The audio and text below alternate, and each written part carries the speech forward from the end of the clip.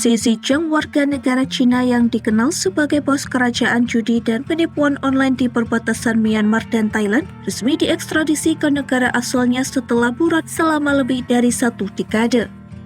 Zhiqiang ditangkap di Thailand pada 2022 atas permintaan Interpol. Ia kemudian diterbangkan dari Bandara Suvarnabhumi Bangkok pada Rabu 12 November 2025 dengan dikawal 2 petugas keamanan. Xi Zhiqiang diduga mengoperasikan jaringan judi online ilegal dan penipuan cyber skala besar di Asia Tenggara.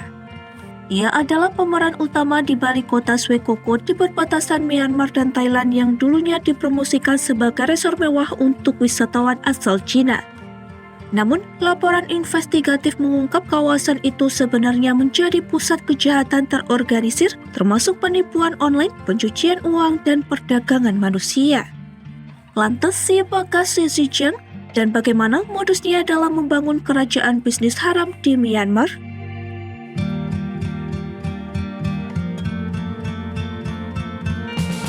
Xi Zhiqiang lahir pada 1982 di sebuah desa miskin di Provinsi Hunan, Cina bagian selatan.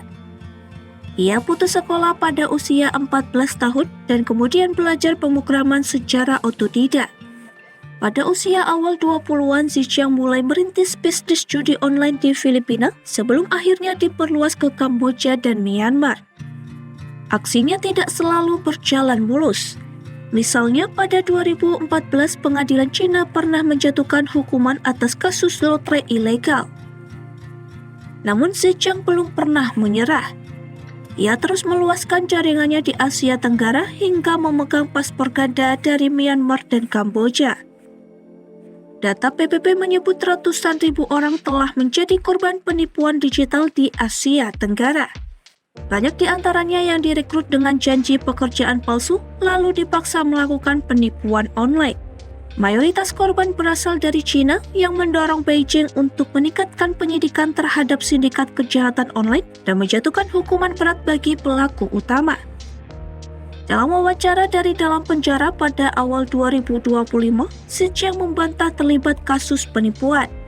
Namun ia mengakui kemungkinan ada pihak lain yang menyalahgunakan kota Swakopmund untuk kepentingan ilegal.